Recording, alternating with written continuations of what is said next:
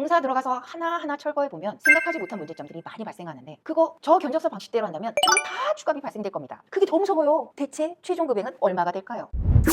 다음 문제점. 업체의 말대로 목수 5명이 들어와서 천장 몰딩, 그것도 현관본부는 무몰딩이래. 걸레 바지, 거실 아트월과 소파 자리, MDF 마감, 실링 뱅보강, 도어 2세트 교체와 기타 마감 작업에 5명이 소요된대요. 33평 아파트 평균 몰딩, 목수 한 품이면 되고요. 걸레 바지 목수 반품, 거실 벽 마감 2곳에 한 품, 도어 2세트 교체에 목수 반품에서 한 품, 기타 마감 반품, 총 4품이면 충분히 할 수 있는 양인데 이미 5품이라고 견적서에 적었고, 뭐 한 명 괜찮아요. 여유 줄 수 있지요. 그런데 인건비 청구 비용은 7, 8품의 가격을 청구했으니 대체 인건비로만 얼마를 남겼겠어요? 제가 정말 넓은 마음으로 여유를 잔뜩 주고도 100만 원 이상 이미 남겼습니다. 그런데도 뭐시기? 전체 문선 몰딩 9mm 개조한다고 목공 2품 추가 비용이 들어간다고 써있네요. 에라 이런 양아치 같으니라고. 목수가 웃겼다. 33평에는 도어가 기껏 5개밖에 없는데 2개는 또 교체한다며? 그럼 꼴랑 3개 개조하는데 인건비 2품을 추가비로 내라고? 카타칼로 조각하냐? 아, 속 터지네. 다음번으로 진도를 나가고 싶은데 저 한 개 항목만 갖고도 너무 화가 나네요. 정말 사실 더 적나라하게 까고 싶은데 모든 업체들이 기술이 다 같은 건 아니니까 여유를 넣어서 말씀드리고 있는 겁니다. 아시겠죠? 와. 자, 마음을 가라앉히고 또 볼까요? 이번에는 자재비 33평 몰딩 전체 시공하면 확정 여부에 따라 다르겠지만 50개를 넘을 수 없고, 걸레바지 또한 50개를 넘지 않으니 총 100개라 치고 한 개당 정말 비싼 몰딩 넣었다 계산해서 개당 5,000원씩 계산하면 몰딩비가 50만 원입니다.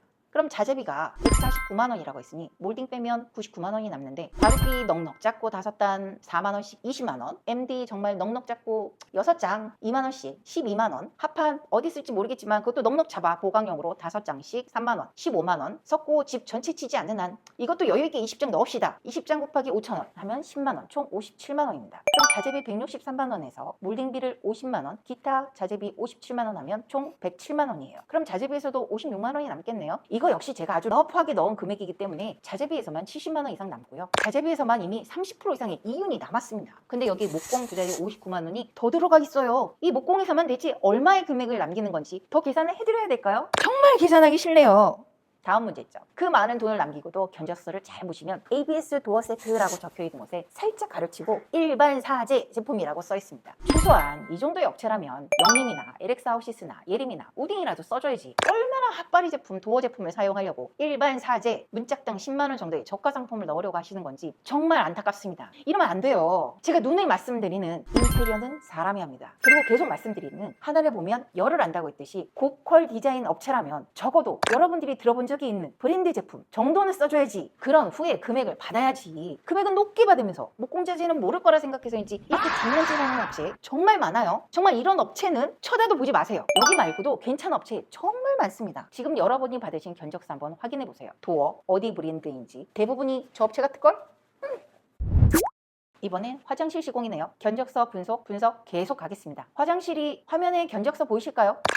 문제점들이 보이실까요? 안방 욕실 가격이 647만 원이라네요. 제가 예전 화장실 영상에 385만 원이라고 말씀드린 거 기억하실까요? 그 내부 집기 모두 대리마스나 아메리칸 스탠다드 제품으로 금액이 들어가 있습니다. 근데 단순히 보이는 타일은 600각을 쓰면서 졸리컷까지 하고 조적 파티션에 독일은 대림 또는 이누스 제품이라고 하네요. 이누스 좋습니다. 그런데 대림과 이누스 제품이 동급은 아니지요. 혹시 저 대림이 대림 도비도스 아닌가 모르겠습니다. 만약 대림 바스라면 아메리칸 스탠다드가 동급인데, 혹시라도 진짜 제품 고르실 때 대림바스가 고르면 어머 대림바스가 아니고요, 대림 도비도스 제품이에요. 근데 요즘 이누스가 예쁘게 잘 나오니까 이누스 제품 고르시면 됩니다. 대림보다 좋아요 라고 할 수 있는 정말 눈 가리고 아웅하는 이런 견적서 무조건 이상하다고 생각하셔야 합니다. 무슨 말씀인지 아시겠죠? 말장난하는 업체 무조건 걸으세요. 눈탱이 밤탱이 되기 싫으시면요.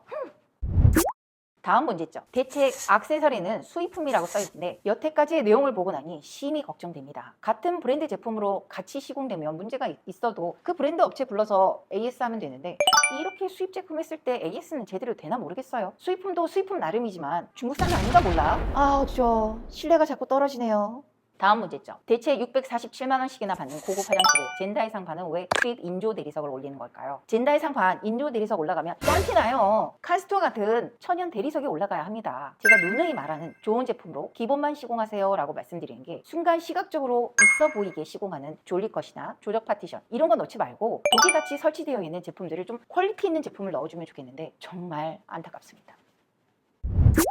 화장실은 물 안 새고 물 잘 나오고 물 잘 빠지고 불 잘 들어오면서 좀 깔끔하게 시공하는 게 제 생각에는 좀 더 이상적인 것 같아요. 볼리커, 조적 파티션 대신 독이나 수전 액세서리들을 좀 고급 사양으로 해주고 부가적인 부분들을 줄여주는 게 훨씬 안전하고 사용하기 편한 화장실이 아닐까 싶습니다. 보면서도 정말 안타깝네요.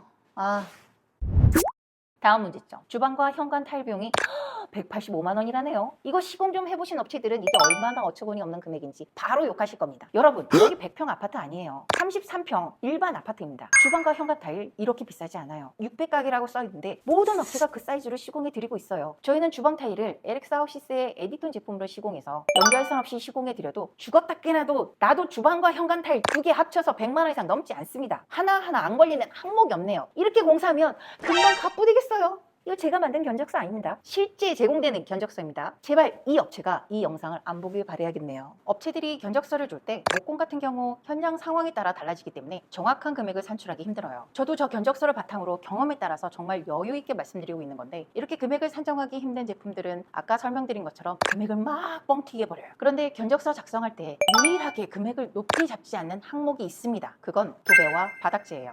왜? 그건 비교할 수 있거든요. 거의 금액이 정해져 있어요. 차이가 나도 많이 날 수가 없어요. 다른 업체와 비교가 되다 보니까 함부로 금액을 많이 올릴 수도 없습니다. 인테리어 업체에 전화 한번 해보세요. 우리 땡땡 아파트 33평 확장형인데 도배 얼마예요? 하면 대략 얼마입니다 라고 말해줄 거예요. 업체들마다 가격 차이가 아주 많이 나지 않아요. 이 업체도 도배비는 그렇게 많이 잡지 않았어요. 33평 기준 얼마나 확장이 되어 있는지 모르겠지만 평당 13만 원대로 429만 원이 들어가 있는 것처럼 고퀄 인테리어 업체들은 저 금액에서 많이 차이 나지 않습니다. 오히려 저 견적서 바탕으로 보면 더 올라갈 수도 있지요. 다른 견적 금액이 높은 거에 비하면 도배는 아주 평범하게 넣었습니다. 바닥재도 높게 설정되어 있지만 그래도 괜찮아요. 얘네도 남겨야죠. 그런데 재밌는 건 뭔지 아세요? LX하우시스 정식 대리점 가서 바닥재 견적을 받으시면 저 업체보다 싸요. 몰랐죠? 그러니까 견적서에 도배와 바닥재 같이 비교가 가능한 비용만 보시고 결정하시면 안 됩니다. 가끔 공사비를 줄이시겠다며 도배사를 불러서 직시공을 시키시는데 그거 정말 어리석은 방법이에요. 인테리어 업체들은 도배와 바닥에서 거의 남기지 않아요. 금액이 뻔한데 그럼 몇 개 업체 전화하면 바로 알 수 있는데 도배하자가 얼마나 많은데 그걸 직시공을 시킵니까? 저도 도배 안 하면 좋겠어요. 올공사에서 도배만 빼고 작업하면 좋겠어요. 하자율이 뚝 떨어질 테니까요. 아시겠죠? 만약 집 전체 공사를 하면서 직접 하나하나 기사를 불러서 시공을 시킨다? 저 목공 금액을 목수가 다 가져갈 거예요. 아닐 것 같이 셀프 인테리어 하시는 분들 금액 올려봐요. 토탈 인테리어 업체는 경력이 있기 때문에 저런 비용들을 줄여서 자신의 마진으로 만드는데 목수 불러서 직접 시공하면 당장은 싸 보이겠지만 결국은 저 금액 목수한테 다 주고 있을걸? 그런데도 셀프 인테리어 한다고 그 고생을 하고 이해가 안 가. 아니면 능력자거나 답답해라. 이런 견적서를 받으셨다면 이미 볼 필요가 없지만 오늘은 여러분과 견적서 보는 방법을 설명드리는 거니 계속 보시죠. 화면에 견적서 보이실까요? 이번엔 필름이네요.